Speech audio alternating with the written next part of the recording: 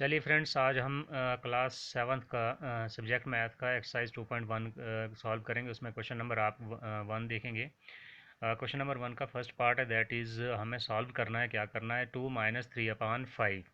तो आप देखेंगे इसमें जो 2 है, 2 में आपके पास जैसे यहाँ पर है, इसके अपान में कुछ नहीं है। तो जिसके अपान में कुछ नहीं होता, आपको पता है कि उसके अपान में हम लोग 1 लेके आते हैं। अब आपने 1 और 5 को मल्टीप्लाई करना है, क्योंकि 1 जो है हमारे पास ना ही कंपोजिट है ना ही प्राइम नंबर है। 5 तो प्राइम नंबर है, इसलिए 5 1 ज़ार 5, एलसीएम इसका 5 आएगा।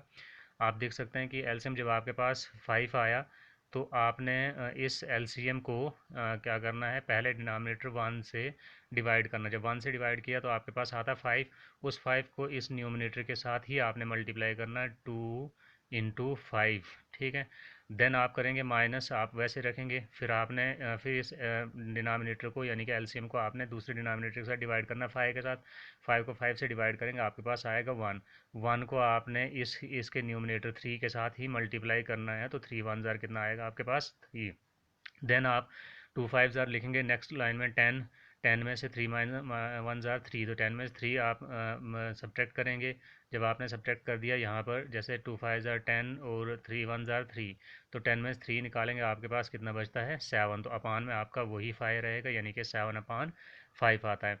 देन आपने इस 7 को आपने डिवाइड करना है 2 के साथ। जैसे आपके पास 7 है, आप उसको डिवाइड करते हैं 5 के साथ, तो आएगा हमारे पास 5 1 ज़ार 5 1 ज़रा आप लिखोगे 5, तो आपके पास बचता लास्ट में 2। तो जो आपके पास ये 1 आता है, आपने ये 1 इधर लिख लिया, और जो आपके पास रिमाइंडर बचता है ये आपने 2 लिख लिया। अपान में आप वैसे ही 5 लिखेंगे, तो आपके पास आता 1 कंप्लीट 2/5, यानी कि आपने इम्प्रॉपर फ्रैक्शन को मिक्स फॉर्म में लिखा, तो आपके पास ये आंसर आता है। चलिए हम नेक्स्ट पार्ट करते हैं, फिफ्थ। बाकी आपके बिल्कुल सिंपल, आप उसको सॉल्व करेंगे। आपके पास फिफ्थ पार्ट आता है, दैट इज़ 7/10। आप देखेंगे इधर 7/10 है। ये वाला आपका 7/10, 2/5 एंड 3/2। तो आपने फिर इनके डिनोमिनेटर को 10 का, 5 का एंड 2 का एलसीएम निकालना था। आपने 6th क्लास में पढ़ा था। तो आपने एलसीएम कैलकुलेट किया, कैलकुलेट करने के बाद आपके पास एलसीएम आता है 10। फिर आपने क्या करना है, इस 10 को जब आपने 10 लिखा तो एलसीएम लिख लिया।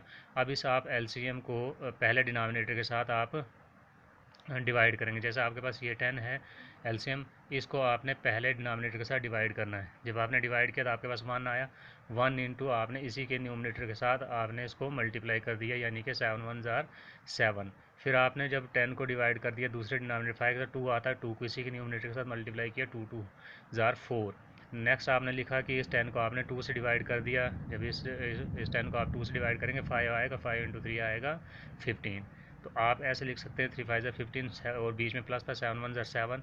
फिर आपके पास 7 1 ज़ार 7, 4 2 2 ज़ार 4 एंड 3 5 ज़ार 15। जब आपने इनको ऐड कर दिया, आपके पास आता है 26/10। नेक्स्ट आप क्या करेंगे, जैसे आपके पास 26 है, 26 को आपने डिवाइड किया 2 से डिवाइड किया, 26 को भी और 10 को भी, दोनों को, यानी कि इसको भी आपने 2 से डिवाइड कर दिया और 10 को भी आपने 2 से डिवाइड कर दिया। तो जब आप ऐसे डिवाइड करेंगे तो 26 को डिवाइड करने के बाद आपके पास आता है 13। 13 आ गया, एंड 10 को आपने 2 से डिवाइड किया तो आपके पास आता है 5।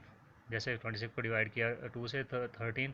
अब आपने 13 को जो है 5 के साथ डिवाइड करना है। आप लिखेंगे 2 टू सॉरी 5 के साथ डिवाइड करना है, आप लिखेंगे 5 5 2 ज़ार 10। आपके पास जब 10 आया तो आपने ये जो 2 है ये कंप्लीट में लिख लिया यहाँ पर, और जो आपके पास रिमाइंडर बचा तो आपने यहाँ पर लिखा 3 लिखा, और जो डिस्टेंस से डिवाइड करते हैं 5 तो आपने बटा में लिख लिया। तो ऐसे आपका आता है 2 कंप्लीट 3/5 आंसर। तो चलिए इसके बाद मैं आपको बताता हूँ कि 7वां पार्ट इसका कैसे निकालते हैं, कंप्लीट की फॉर्म में है।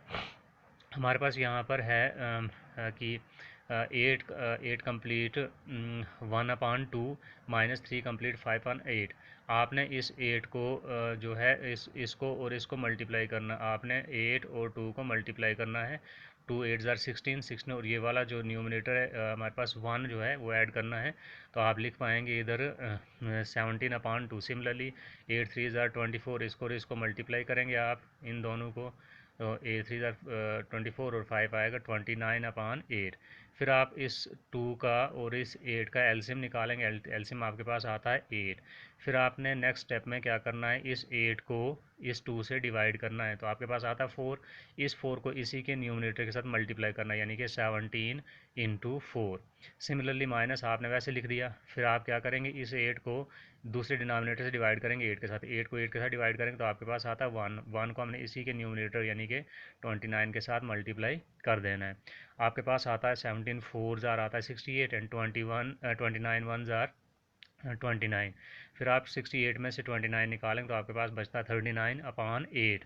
आपने फिर 39 को डिवाइड करना है 8 से। 8 4 ज़ा 32, 7 आपका रिमाइंडर बचता है, आपने लिख लिया 4 कंप्लीट 7 अपॉन 8। तो ऐसे आप इसको लिखेंगे। नेक्स्ट एक और क्वेश्चन आता है, दैट इज़ अरेंज करना आपको फॉलोइंग इन असेंडिंग ऑर्डर में। आपके पास 4 पॉइंट दिए हैं, 4 अपॉन 7, 2 अपॉन 5 एंड 4 अपॉन 35।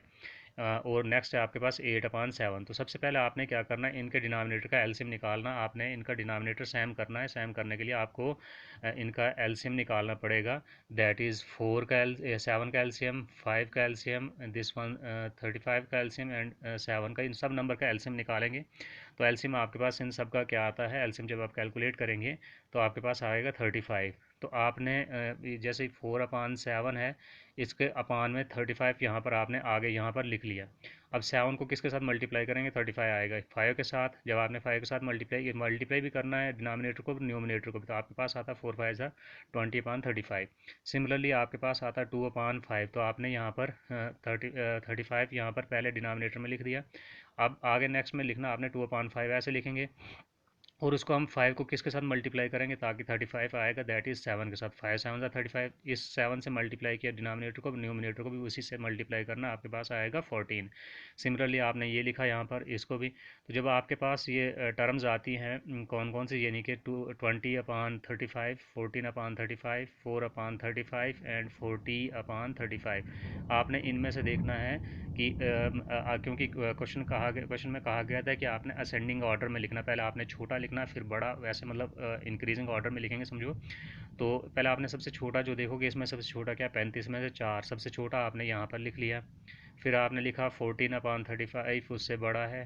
फिर उससे बड़ा 20 अपान 35 है। नेक्स्ट आपके पास 40 अपान 35। तो आपने इसको लिखा, तो हमने यहाँ पर क्या किया था, 4 अपान 35 की जगह ऐसे लिखेंगे, और 14 अपान 35 किसकी जगह लिखा था, अगर आप देखेंगे तो ये हमने लिखा था इसके बराबर, यानी कि 2 अपान 5 की जगह लिखा था।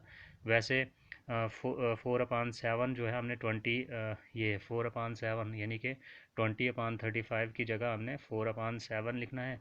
एंड लास्ट वाला जो है 8 अपान 7, यानी कि ये 40 अपान इसकी जगह 40 अपान 35 किसकी जगह लिखा था, 8 अपान 7। तो आपने ऐसे ही इसको असेंडिंग ऑर्डर में लिखना है। और अगर आपको इसको इसमें कोई प्रॉब्लम होती क्वेश्चन में, तो आप मेहरबानी करके मुझे कॉल करें या कमेंट बॉक्स में आप मुझे क्वेश्चन पूछ सकते हैं, और जो भी डाउट हो तो मुझे आप पूछ सकते हैं। और इसको सब्सक्राइब करना ना भूलें, और इसकी जो बेल आइकॉन है उस पर आप क्लिक करेंगे, और आपके पास हर एक नोटिफिकेशन मेरे इस क्वेश्चन के रिगार्डिंग, या कोई भी चैप्टर है, कोई भी आपका क्वेश्चन है, जो भी क्वायरी है, मैं उसको आपको बता दूंगा। अगर आपके पास नोटिफिकेशन आएगी, आप उसको पढ़ के आप मुझे पूछ सकते हैं, और वही आपको मैं फिर बाद में सॉल्व करा सकता हूँ जो भी डाउट्स होंगे।